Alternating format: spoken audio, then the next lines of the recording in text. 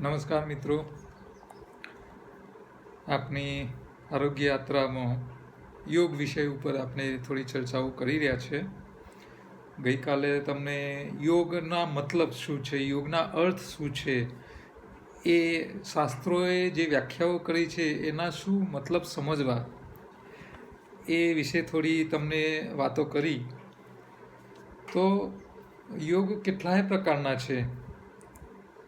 રાજયોગ છે, ભક્તિ યોગ છે, કર્મયોગ છે, તંત્ર યોગ છે, મંત્ર યોગ છે, બધું ઘણું બધું છે. તો આ બધામાંથી સારું આપણા માટે શું, અને વધારે પબ્લિક માટે વધારે અનુકૂળતા વધારે કઈ સારી? બધા ભક્તિ કરવા બેસી જાય શું થાય? ભક્તિ યોગ બધા કરે, બધા મંદિરોમાં બેસી જાય, ભક્તિઓમાં જ મળે રહે તો પછી શું થાય સંસારનું? તો એ ના ચાલે. થોડા ભક્તિવાળા જોઈએ, થોડા કર્મયોગીઓ જોઈએ, થોડા અલગ અલગ પ્રકારના યોગ કરવાવાળા જોઈએ. તો અષ્ટાંગ યોગ જે મહર્ષિ પતંજલિએ આપ્યો, આ મહર્ષિ પતંજલિએ અષ્ટાંગ યોગ જે આપ્યો છે, અત્યારના સમય પ્રમાણે જે લોકો સંસારમાં જીવે છે આ કળિયુગના સમયમાં અષ્ટાંગ યોગ એ વધારે સારો અને અનુકૂળ છે. તો આપણે એને સમજવાનો પ્રયત્ન કરીશું. બીજા બધા યોગ છે પણ એ બધામાં આપણે જવું નથી. કેમ કે મેજોરિટી જે સમાજની પબ્લિક છે એ લોકોને વધારે કયો યોગ અનુકૂળ છે એ ઉપર વાતો કરીશું તો એનો બેનિફિટ્સ વધારે છે. તો અષ્ટાંગ યોગની અંદર મહર્ષિ પતંજલિએ અષ્ટાંગ એટલે કે 8 ભાગ આપ્યા છે. જેમ આપણે યોગાહારમાં 8 હિસ્સા આપ્યા, ટોપિક આપ્યા, તો એમાં બી 8 પ્રકારના એક ટોપિક આપ્યા છે. તમારે દરેક ટોપિકને થોડો થોડો સમજી લેવાનો છે, અને આ એક એક ટોપિક તમે સમજતા જાઓ અને દરેક ટોપિકનું તમે તમારા જીવનમાં એનો અમલ કરો, એટલે સરવારે તમે પાસ થાવ. પરીક્ષાના 8 વિષયો હોય, કોઈ બી એક્ઝામ પાસ કરવી હોય એમાં 8 વિષય આપ્યા હોય તો તમારે 8 વિષયમાં પાસ થવું પડે. તમે 5 વિષયમાં ફૂલ માર્ક લાવો અને 3માં ફેલ થાવ તો કોઈ મતલબ નથી, પાસ થયા કહેવાવ નહીં. તો તમારે મોક્ષ માર્ગે જવું હોય આગળ તો અષ્ટાંગ યોગ એ અદ્ભુત છે. એની અંદર બતાવેલી જેટલી વાતો છે એનો તમે રોજે રોજ તમારા જીવનમાં દૈનિક દિનચર્યામાં એનો અમલ કરો એટલે તમે 35 માર્ક્સ લાવી દેશો એટલે તમે પાસ. ડિસ્ટિંક્શન નહીં લાવો તો ચાલશે. થોડો થોડો અમલ કરવાનો છે. આદર્શ હશે એ વધારે કરશે, આદર્શ શક્ય નથી. પેલી કહેવત છે ને, જે સમજ્યા એ બધા બાવા થઈ ગયા, સમજ્યા એ સાધુ થઈ ગયા. તો જેને સંસાર સમજી લીધો છે એ સાધુ થઈ જાય, પણ બધા સાધુ થઈ જશે તો સાધુઓનું શું થશે? એટલે બધા જ જો 90% ઉપર લાવે ને બધા જ પહેલો નંબર લાવે તો નપાસ કોણ થશે? એટલે નપાસ થવાવાળા છે એટલે પેલા પાસ થવાવાળાની કિંમત છે. એટલે જે વધારે ટકા લાવે છે એને કોલર ઊંચો કરવાની જરૂર નથી. એની કિંમત એટલા માટે છે કે બીજા લોકો ટકા ઓછા લાવે છે એટલે. બાકી બધા જ જો પહેલો નંબર લઈ આવે, 100માંથી 100 બધા માર્ક્સ લાવે ને તો કોઈની વેલ્યુ જ ના રહે. એટલે સંસારમાં જે કંઈ કુદરતી વ્યવસ્થાઓ કરી છે, ભગવાને જે બધું પ્લાનિંગ કરેલું છે એ પ્રોપર જ છે. તમને થોડા અભણ અજ્ઞાની લોકોએ જોઈએ, થોડા જ્ઞાનીઓએ જોઈએ, થોડા હોશિયાર બી જોઈએ, થોડા દરેક પ્રકારના વ્યક્તિઓ જોઈએ. અને ભગવાન બેલેન્સ કરે છે. જેટલા દેવો છે એટલા જ દાનવો સામે પેદા કરી જ લે ભગવાન. જેટલો સૂર્યનો અજવાળું તમને આપે છે એટલો સમય તમને અંધારું આપવાનો જ છે ભગવાન. અને નહીં આપે તો નહીં, શક્ય જ નથી બનવાનું. ધરતીનું સંચાલન શક્ય નથી. તમે જુઓ, પૃથ્વીના ઘણા દેશો એવા છે કે ત્યાં અમુક સમયે લાંબી રાત આવે તો સામે એટલી દિવસ પણ એમને મળે. એટલે એક સમય એવો આવે કે લાંબી રાતના સામે લાંબો દિવસ પણ એટલો મળે. સરવારે દિવસ અને રાતના કલાક સરખા થઈ જાય.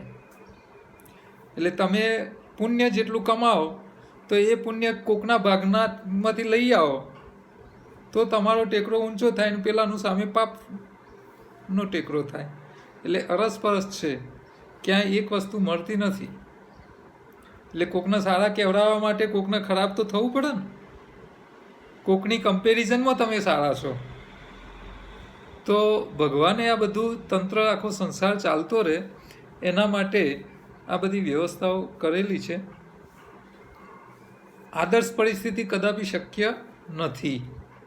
ભગવાન રામને પણ સીતાને વનવાસ મોકલવાની જરૂર પડી હતી, બરાબર છે.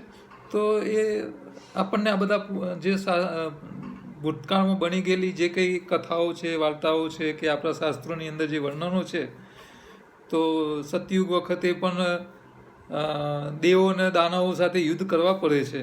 તો અત્યારે કળિયુગમાં પણ રહેવાના જ છે. તમે દાનવો વગરની દુનિયાની અપેક્ષા રાખી જ ના શકો, કલ્પી જ ના શકો, અને શક્ય નથી. એટલે સંસારમાં તમને સારું ને ખોટું બંને વ્યક્તિઓ મળતા રહેવાના છે. આપણે એનાથી અલિપ્ત રહેવાનું છે. તમે જેટલા અલિપ્ત રહેશો એટલા તમે સુખી. બાકી સુખીના જોડે કે પેલા દુઃખીના લોકો જોડે એટેચ જેટલા રહેશો એટલા સંસારમાં સમસ્યાઓ વધવાની છે. તો યોગની અંદર અષ્ટાંગ યોગમાં 8 હિસ્સા આપેલા છે. એમાં પહેલો છે યમ, જેને સાદી ભાષામાં કહીએ તો ફરજો, સાંસારિક ફરજો, જીવનની ફરજો, કુટુંબની ફરજો, શરીર પ્રત્યેની ફરજો, તો ડ્યુટીઝ એ યમના વિભાગમાં પતંજલિ ઋષિએ આપ્યા છે. બીજો છે નિયમો, અને નિયમો એ કમ્પલસરી કરવા માટેના છે. નિયમ એટલે નિયમ એટલે શું? નિયમ શબ્દ જ એવો છે કે એ નિયમ જ છે, એટલે તારે એ જ કરવું પડે. પાસ થવું હોય તો 35% લાવવા પડે, આ નિયમ છે. પછી 30 માર્ક લઈને આવીને કે સાહેબ પણ પાસ કરી આલો, તો એ શક્ય જ નથી. કેમ? એ નિયમ નથી. તો રોજિંદા જીવનમાં, સાંસારિક જીવનમાં તમને નિયમો પણ આપ્યા છે એમને, કે આનું તો પાલન તમારે 100% કરવાનું ને કરવાનું. ફરજોમાં તમે થોડી ચૂકી જશો તો ચાલશે, પણ નિયમોમાંથી ચૂકી શકાય નહીં. તો યમ, નિયમ, આસનો. આસન શબ્દ જ છે આસન, એટલે તમારે ચોક્કસ પરિસ્થિતિ, ચોક્કસ આકાર, ચોક્કસ શેપમાં તમારે બેસવાની આદત પાડવાની છે. પછી આસનો ઘણા પ્રકારના હોય. બેઠા બેઠા કરવાના હોય, સૂતા સૂતા કરવાના હોય, ઊભા ઊભા કરવાના હોય. અલગ અલગ પ્રકારના આસનો હોય છે. ધ્યાન માટેના આસનો હોય, શરીર સારું રાખવા માટેના આસનો અલગ હોય. તો દરેક પ્રકારના 84 લાખ યોની જેટલી આપી છે ભગવાને, એટલા પ્રકારના આસનો યોગશાસ્ત્રોએ વર્ણવેલા છે. દરેક યોની એટલા આસનો, અને નામ પણ આસનોના એ યોની ટાઈપના જ રાખેલા છે. જેવી યોની અને જેવો એનો આકાર, એ ટાઈપના આસનોના નામ મોટાભાગના આસનોના રાખેલા છે. તો અલગ અલગ પ્રકારના આસનો આપેલા છે ત્રીજા નંબરના હિસ્સામાં. ચોથામાં આપ્યા છે પ્રાણાયામ. તો પ્રાણાયામ કેટલા પ્રકારના છે, કયા કયા કરવા જોઈએ, કોને કયો વધારે કરવો જોઈએ, એના લાભ શું, એમાં શું ધ્યાન રાખવાના છે, આ બધી વાતો પણ તમે સમજી લેશો, શીખી લેશો તો બહુ સરસ. જીવનમાં દરેક વસ્તુને શીખતા રહો.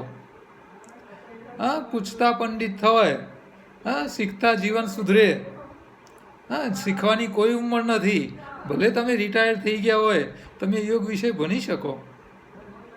ફોરેનમાં અમારો દીકરો અભ્યાસ કરે છે અમેરિકામાં, તો ત્યાં એ અમને કહે કે અહીંયા તો લોકો રિટાયર થયા પછી કોલેજમાં ભણવા આવે. રિટાયર થયા પછી કોલેજમાં ભણવા આવે. હવે તમે વિચાર કરો, અહીંયા તો રિટાયર થયા એટલે પછી ખાટલો ને ઓટલો, બસ સ્વીકારી લીધું કે હવે આપણે ગયા. આ માનસિકતામાંથી બહાર આવો. શીખવાની કોઈ ઉંમર હોતી નથી. શીખતા રહો, જ્યાંથી જે મળે એ શીખતા રહો અને આ જીવન પર્યંત ચાલુ રાખો. તમે શીખતા રહેશો તો તમારી માન્યતાઓમાં રોજે રોજ બદલાવ આવતો જશે, રોજ ચેન્જ આવશે. નવું શીખશો એટલે જૂની માન્યતાનું ખંડન થશે, એટલે તમને ખ્યાલ, ઓ આ તો આપણે ખોટું માનતા હતા, સાચું આ છે. એટલે તમે પાછા એ પકડીને ચાલતા થશો. પાછું કંઈક નવું શીખશો એટલે પેલા જૂનાનું ભૂલશો અને પેલું નવું સ્વીકારી લેશો. તો સંસાર પરિવર્તનશીલ છે. તમે રોજ એક એક સેકન્ડ તમારું આયુષ્ય આગળ વધતું રહ્યું છે, ઉંમર વધતી રહેલી છે, તો રોજ નવો દિવસ ઉગે છે, રોજ નવું કંઈક શીખો.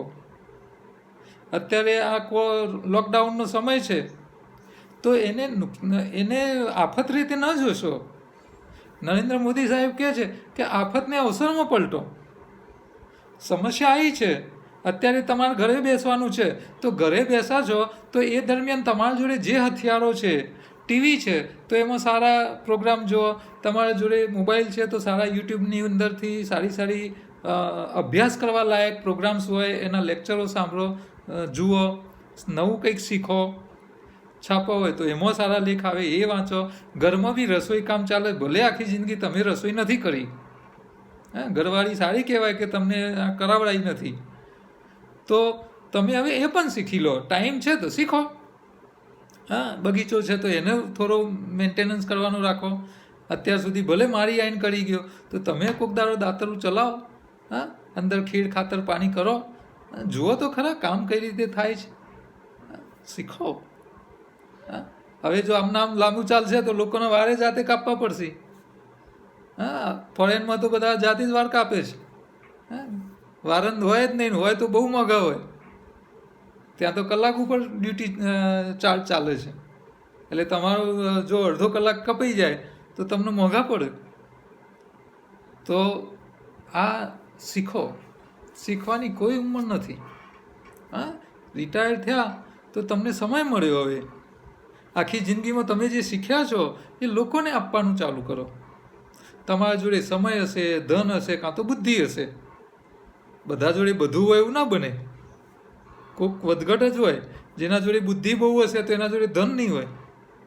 કોકના જોડે સમય છે તો એના જોડે ધન નહીં હોય કે બુદ્ધિ નહીં હોય, પણ ટાઈમ છે તો કે તમે કહો એ કામ કરી નાખીએ. તો સમયનું દાન કરો, ધનનું દાન કરો, પૈસા હોય તો પૈસાનું દાન કરો, પણ સારા કામે જવા જોઈએ. અને તમારા જોડે નોલેજ છે તો નોલેજ શેર કરો. તો પ્રાણાયામ શીખો. પ્રાણાયામ શીખવાના જેવા છે. કેમ શીખવાના છે કે મેં પહેલાં પણ કીધેલું છે, આપણું શરીર જે છે એ પંચકોષનું બનેલું છે. પંચતત્વ તો ખરા જ. પંચતત્વ કયા? અગ્નિ, વાયુ, જળ, ભૂમિ અને આકાશ. એ પંચતત્વમાંથી જ આખી સંસાર બનેલો છે, આખી પૃથ્વી બનેલી છે. હવે પંચકોષ સેલ છે, આખા અલગ અલગ હિસ્સા છે. તો કયા કયા? તો પેલો અન્નમય. આપણું જે શરીર દેખાય છે એ ખોરાકમાંથી પેદા થયું છે. તમે જેવું ખવડાવો એવું શરીર પેદા થાય છે.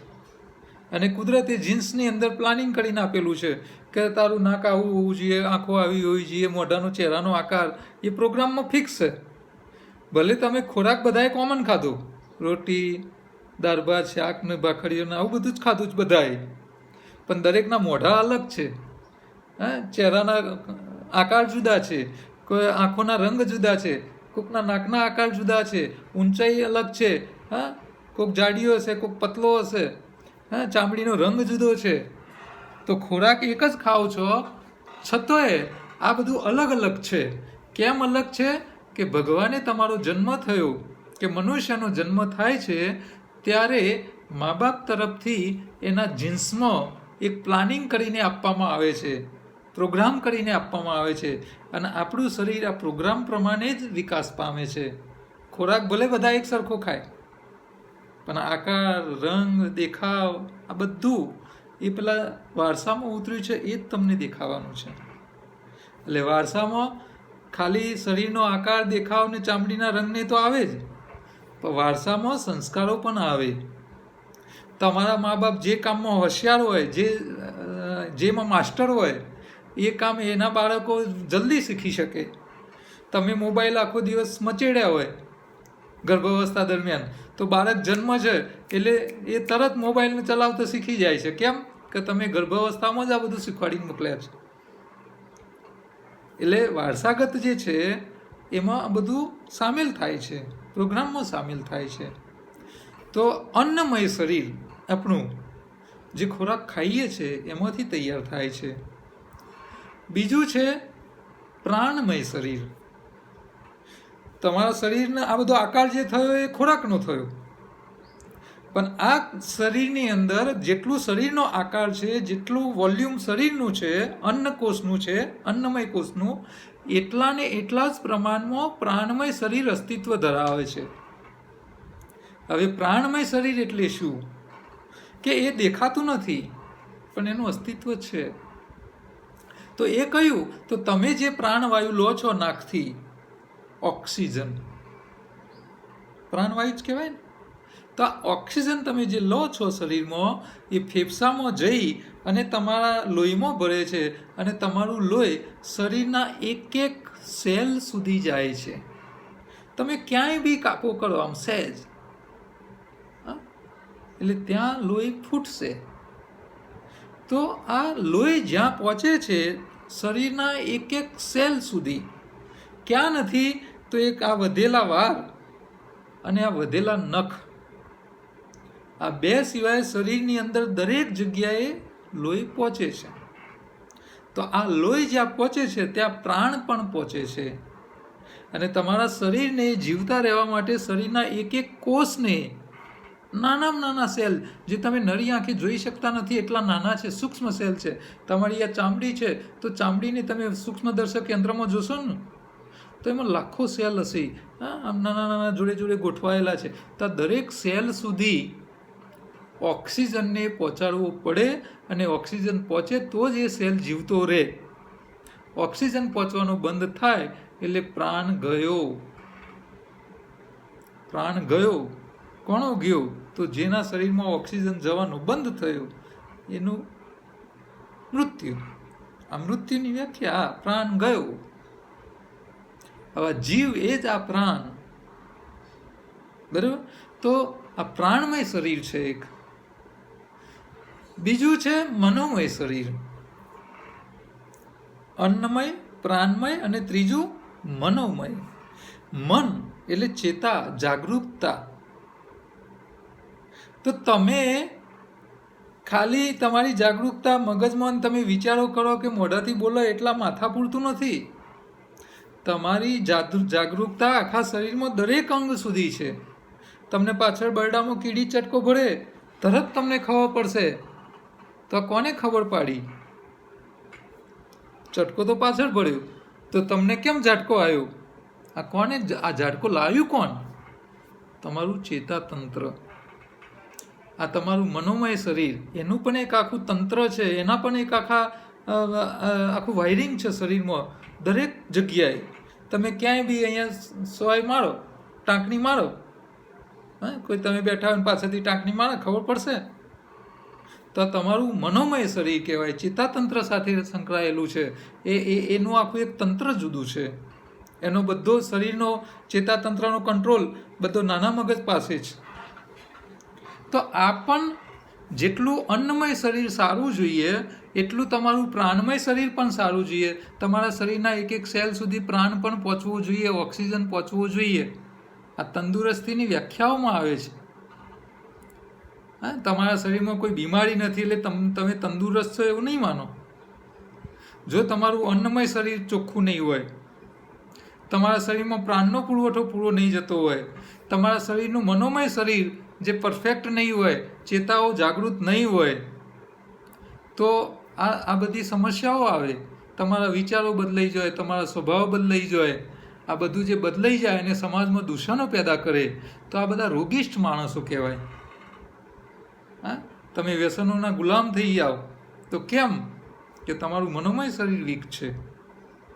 તમારી ઇન્દ્રિયો ઉપર તમારો કાબુ નથી.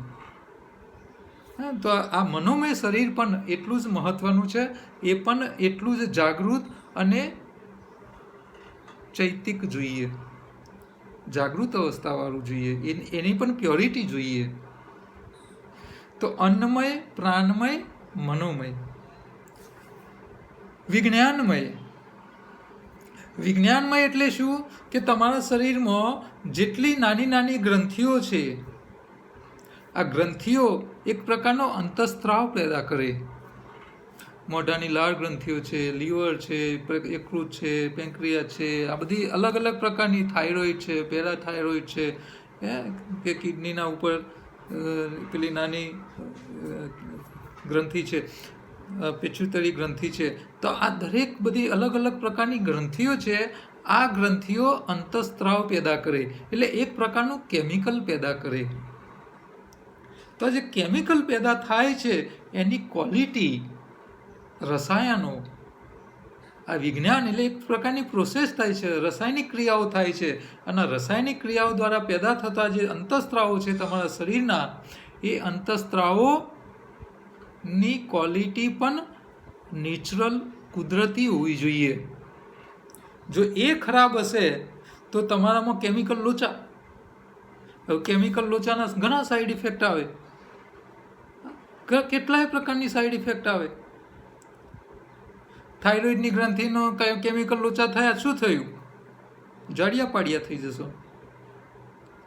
તો દરેક ગ્રંથિ એને ચોક્કસ પ્રકારના, પેન્ક્રિયાસ એનું કામ છોડ્યું, ઇન્સ્યુલિન પેદા નહીં કર્યું તો સુગર વધી જશે. સુગર વધી જશે તો તમને બધા પ્રકારની સમસ્યાઓ ઘણા પ્રકારની આવી શકે. તો આ બધી ગ્રંથિઓ જે છે એ જે કેમિકલ્સ પેદા કરે છે, એને વિજ્ઞાનમય શરીર એટલે એ તમારા કેમિકલ લોચા વગરનું હોવું જોઈએ. એટલે અન્નમય સારું જોઈએ, પ્રાણમય સારું જોઈએ, મનોમય સારું જોઈએ, અને વિજ્ઞાનમય તમારા શરીરના કેમિકલ લોચા પણ ના થવા જોઈએ. અને એ બધું પેલા સાથે સંકળાયેલું છે. જેટલું અન્નમય સારું, જેટલું પ્રાણમય સારું, જેટલું મનોમય સારું, એટલું તમારું વિજ્ઞાનમય સારું. એટલે પહેલી શરૂઆત ક્યાંથી થઈ? અન્નથી. એટલે અન્ન સારું તો પાછળ બધું સારું. જો અન્ન ખોટું તો પાછળ બધા ખોટા. એટલે પહેલું સ્ટેપ જ છે. તમે પહેલાં એક સાથે 10મા ધોરણમાં ના જઈ શકો. પહેલું ધોરણ પાસ કરવું પડે. એમાં જે અભ્યાસક્રમ છે એ શીખી લેવું પડે. કક્કો, બાળકડી, અંક ને આ બધું શીખી લેવું પડે. એ આવડી જાય તો તમને બીજા ધોરણમાં મોકલાય. પછી આવડતું જ ના હોય તમને 10મામાં બેસાડી દઈએ, શું થાય? પાસ થઈ જ ના શકો. તો આ પહેલું અન્નમય શરીરને સમજવાનું છે. એટલે અન્ન, પ્રાણ, મન, વિજ્ઞાન એટલે કેમિકલ્સ, અને છેલ્લું આનંદમય, કારણ શરીર, આનંદ. એટલે આ બધું સારું હોય તો તમારો જે જીવ છે એ આનંદ સ્વરૂપનો રહી શકે.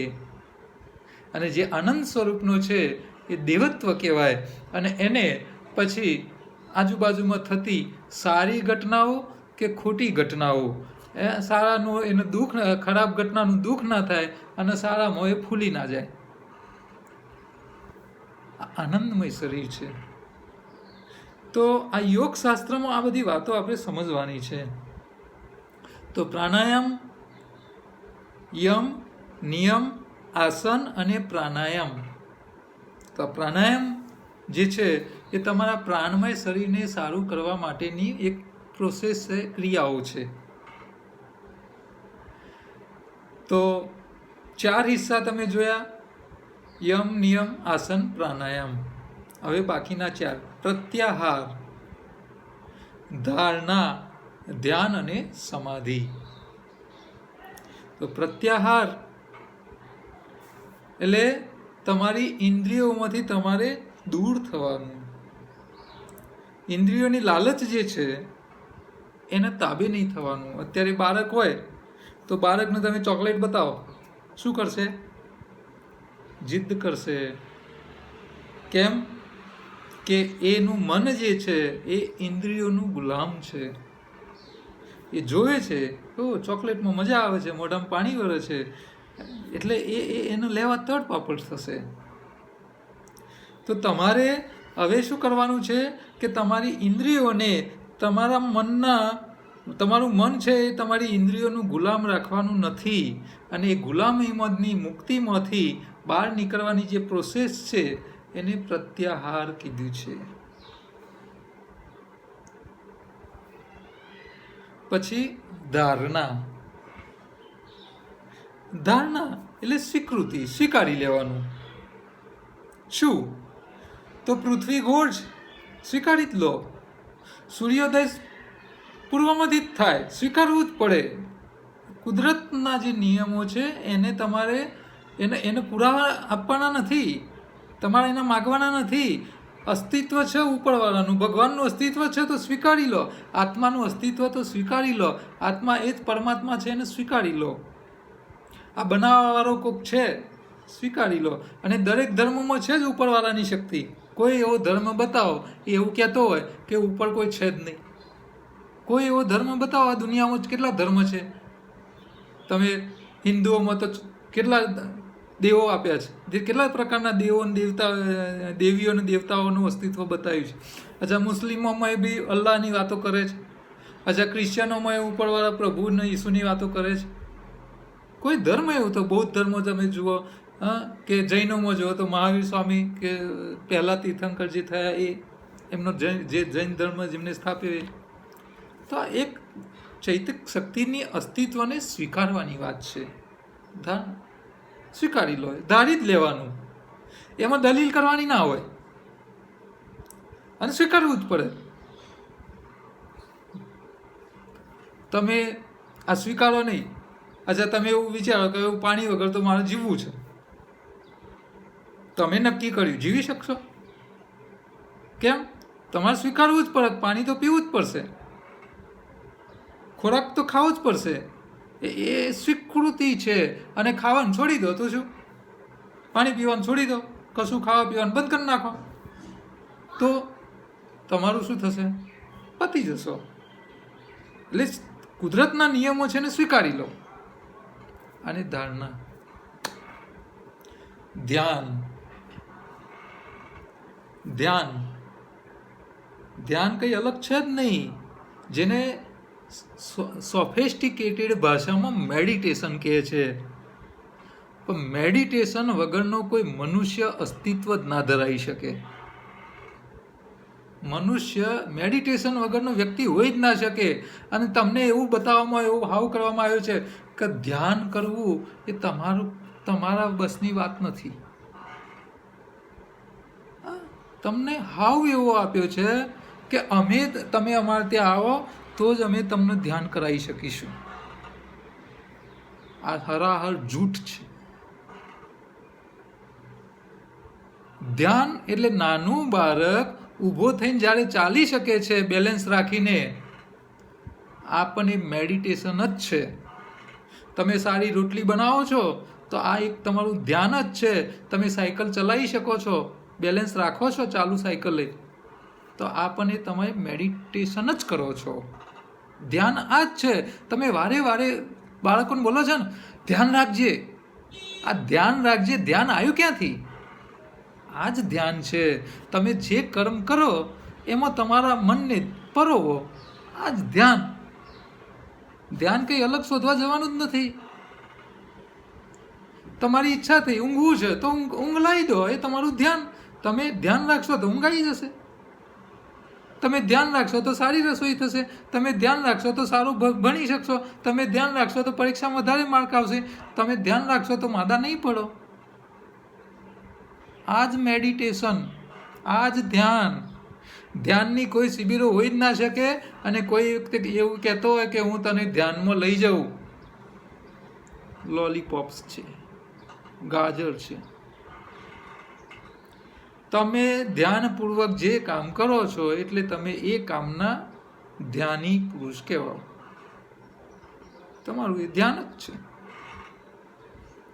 અને સમાધિ. હવે ધ્યાનની અંદર શું છે? તમારે દરેક કર્મો ધ્યાન રાખવાનું છે. તમારું શરીર સાચવવાનું છે, તમારી ઇન્દ્રિયો કાબૂ કરવાની છે, તમારા ભોજનમાં તમારે ધ્યાન રાખવાનું છે, દરેક વાતે તમારે ધ્યાન રાખવાનું છે. અને તમારી ઇન્દ્રિયોને, તમારા મનને તમારી ઇન્દ્રિયોનું ગુલામ થવા દેવાનું નથી. બસ આ ધ્યાન રાખો એટલે તમે ધ્યાન ની પોઝિશનમાં આવી ગયા અને જો આ પોઝિશન પૂરી કરી એટલે તમારી સમાધિ ચોક્કસ છે, તમારો મોક્ષ પાક્કો છે. સંસારી માણસોએ મોક્ષ માર્ગે જવા માટેનો અદ્ભુત કોઈ રસ્તો હોય તો આ અષ્ટાંગ યોગ. યમ, નિયમ, આસન, પ્રાણાયામ, પ્રત્યાહાર, ધારણા, ધ્યાન અને સમાધિ, આ 8 હિસ્સાઓને આપણે વ્યવસ્થિત રીતે થોડા સમજવાના પ્રયત્ન કરીશું ધીરે ધીરે. કંઈ સાધુ થવા સંન્યાસ લેવો પડે એવું જરૂરી નથી. તમે સંસારમાં રહીને સાધુ કરતાં સારું જીવન જીવી શકો છો. તમે જુઓ, જેટલા જૂના જમાનામાં સતયુગ વખતથી આપણી ધર્મ આશ્રમ શાળાઓ અને ગુરુકુલોની એક પરંપરા ચાલતી આવી છે. અચ્છા, તમે જેટલા દેવી દેવતાઓને પૂજો છો, તો ભગવાન વિષ્ણુથી લઈને ભગવાન કૃષ્ણથી લઈને ભગવાન રામથી લઈને બધા સંસારી હતા. એમને સંન્યાસ નહોતો લીધો. અચ્છા, જેટલા ગુરુકુલો ચલાવતા હતા, આશ્રમ શાળાઓ ચલાવતા હતા, આ બધા સંસારી હતા. એવું ક્યાંય નથી કે તમારે મોક્ષે જવું હોય તો ભગવા કપડાં પહેરવા પડે. હા, ભગવા કપડાં પહેરવાથી તમે કર્મ સારા કરી શકો, એ વાત પાક્કી છે. કે તમને ડિસ્ટર્બ ઓછા કરે લોકો, કુટુંબવાળાને, સંસારવાળાને, ઘરના વ્યક્તિઓ તમને તમારા કર્મમાં ડિસ્ટર્બ ઓછા કરે, એટલે સંન્યાસ એક રીતે સારો છે. પણ એવું કમ્પલસરી નથી કે મોક્ષે જવું હોય તો ભગવા ધારણ કરવા પડે. આ નથી. તમે સંસારમાં રહીને પણ મોક્ષ માર્ગે આગળ વધી શકો. તમારી ઇન્દ્રિયો, તમારું મન જે છે, તમારી ઇન્દ્રિયોનું ગુલામ ન રહે, એટલે તમે સંત કરતે પણ વધારે સારા કહેવાને લાયક થઈ શકો. હા, સંતોને પણ લાલચો છે, એમને પૈસા હાન તેન મોહન માયાનો ઊભો જોઈએ છે. હા, એવા બહુ ઓછા સંત હશે, નથી એવું નથી. હા, બધા જ તમે જુઓ, જેટલા સંપ્રદાયો છે, આ તમામ સંપ્રદાયોના જે મૂળ સ્થાપકો હતા ને, એ રિયલ સંન્યાસીઓ હતા. રિયલ, કે એમને કોઈ મોહ નહોતો, કોઈ મોભાની જરૂર નહોતી, એમને કોઈ આગતા સ્વાગતાની જરૂર નથી. એ એમના કર્મ જ કરતા હતા. પણ એમના જે ચેલાઓ થઈ ગયા છે, એમાં અત્યારે પણ સારા છે, કે બધા ખરાબ છે એવું નથી. હા, અત્યારે સંપ્રદાયોમાં ગુરુ ગાદીઓ નવા આવતા જાય છે, તો બધા ખરાબ છે એવું નથી. પણ એમાં ખરાબ પણ છે. જેમને પૈસો જોઈએ છે, માન સન્માન જોઈએ છે, આગતા ચેલાઓની સંખ્યા વધારે જોઈએ છે, હા, ટોળો ભેગો કરાવો છે, એમને વાહ કરાવી છે, તો આવા પણ મળવાના છે. એટલે તમામ સંપ્રદાયોના મૂળ સ્થાપકો જેવા એમના ચેલાઓ હતા નથી. એ શક્ય જ નથી. તમે કોઈ પણ સંપ્રદાય ચેક કરી લેજો કે મૂળ હતા અને અત્યારના જે છે એમાં તમને કંઈક ડિફરન્સ દેખાશે. મૂળ જેવા હોઈ જ ના શકે. અને એ મૂળ જે સ્થાપક હતા એને જ્યારે મોહમાયા, લોભ, લાલચ, મોહમાયા છોડેલી, એટલે એમનો એક સંપ્રદાય ઊભો કરી શકેલા. બાકી એમને લાલચ, મોહમાયા રાખી હોત તો એ સંપ્રદાય અસ્તિત્વમાં જ ન આવ્યો હોત. એટલે આપણી હિન્દુ સંસ્કૃતિ એક એવી સંસ્કૃતિ છે, એમાં દરેકને પોતાની વાતો કહેવાનો એક અધિકાર આપ્યો છે. દરેકને. હિન્દુ એ સંસ્કૃતિ જ, કોઈ ધર્મ નથી. જીવન જીવવાની એક પદ્ધતિ છે અને દુનિયાના તમામ લોકોને લાગુ પડે છે. એટલે જે સત્કર્મ દ્વારા જીવન જીવે એ બધા હિન્દુ સંસ્કૃતિનો વ્યક્તિ કહેવાય. પછી એ ધર્મ કયો પાડે છે એનાથી કંઈ લેવા દેવા જ નથી, કયા સંપ્રદાયનો છે એનાથી કંઈ લેવા દેવા જ નથી. તો આ હિન્દુ એ આપણો કોઈ ધર્મ નથી. તમે જુઓ દરેક પ્રકારના આપણા વિસ્તાર આખા દેશની અંદર તમને હજારો પ્રકારના સંપ્રદાયો જોવા મળશે, હજારો પ્રકારની ગુડી ગાદીઓને એમના મઠ અને સંસ્થાનો છે, દરેક ચાલે છે, બધા સારા કામ કરે છે, અમુક ખોટા પણ કરતા હશે ક્યાંક, પણ થોડા ખોટા કરે એટલે બધા ખરાબ છે એવું નહીં માનવાનું. દરેક પોતાની રીતે કામ કરી રહ્યું છે. તો આ હિન્દુ સંસ્કૃતિનો એ ગર્વ લેવા જેવી વાત છે કે ભલે અમે પટેલ છીએ તો અમારી માતૃ સંસ્થા ઉમિયા માતા અમારી કુળદેવી કહેવાય, પણ પટેલોમાં તમને સ્વાધ્યાયવાળા મળશે, સ્વામિનારાયણવાળા મળશે, ઓમ શાંતિવાળા મળશે, દાદા ભગવાનવાળા મળશે, રાધા સ્વામીવાળા મળશે, અને અલગ અલગ પ્રકારના સંપ્રદાયવાળા. માતાજી એક છે, એ જ કુળમાં આ સંપ્રદાયોને સ્વીકારેલા લોકો છે. અને બધા સંપ્રદાયોનો ઉદ્દેશ શું છે? સમાજમાં, તમારા જીવનમાં તમને સુખ અને શાંતિનો અનુભવ થાય એવું ગાઈડન્સ આપવાનું, એવું માર્ગદર્શન આપવાનું. કોઈ સંપ્રદાય એવો ઉદ્દેશ ધરાવતો જ નથી કે તમે દુઃખી થઈને જીવો. એમનો એકમાત્ર ઉદ્દેશ છે, અને આ ઉદ્દેશ સર કરવાના જે કર્મ કરે છે આ પણ શું છે? યોગી કર્મ કહેવાય, યોગિક કર્મ કહેવાય. આ બધા યોગી પુરુષો કહેવાય. એ ભલે સવારે ઉઠીને કપાલભાતિ કરે કે ના કરે, પણ સમાજ માટે સારા કામ કરે છે, તો આ એક પણ યોગનું કર્મ છે. આ બધા યોગી જ છો. તમે બી સવારે ઉઠીને નોકરી જાઓ છો તો સમાજ માટે કંઈક કરો છો ને, તમારું બલિદાન આપો છો, એના સામે તમારું ઘર ચલાવો છો, તો તમે પણ એક કર્મયોગી છો. કોઈક શિક્ષકો છે તો એ બધા વિદ્યાનું દાન કરે છે. તો આ બધું જ અલગ અલગ પ્રકારે દરેક વ્યક્તિ કામ કરી રહી છે, અને જે કંઈ કર્મ કરે છે આ એક પ્રકારનો યોગ છે. બરાબર? તો આપણે જે સંપ્રદાયમાં માનીએ છીએ, જે કર્મ કરીએ છીએ, એમાં આપણે કુશળતા પ્રાપ્ત કરવી છે યોગ દ્વારા. અને આ કુશળતા પ્રાપ્ત કરી અને આપણું જીવન અદ્ભુત બનાવવું છે, આનંદમય બનાવવું છે. અને આપણા સાથે સંકળાયેલા જેટલા લોકો છે, કામદારો હોય, વિદ્યાર્થીઓ હોય, કે તમારા વેપારીઓ હોય, કે તમારા ગ્રાહકો હોય, કે તમારા સપ્લાયરો હોય, તમે જે જગ્યાએ કામ કરો છો ત્યાં આગળ તમે તમારા કામને ઉચ્ચ લેવલે લઈ જાઓ. તો ઉચ્ચ લેવલે લઈ જવા માટે આ યોગ વિદ્યા શીખવી જરૂરી છે, સમજ કેળવવી જરૂરી છે. તો અષ્ટાંગ યોગના બેઝિક આપણે સમજ્યા. હવે આ બેઝિકમાં ડીપની અંદર આપણે એક એક શબ્દો વાઇઝ, એક એક ટોપિક વાઇઝ દરેક શબ્દ તમને શું ગાઈડ કરે છે, શું કહેવા માગે છે, એ વાતો આપણે કરતા રહીશું. અસ્તુ, નમસ્તે.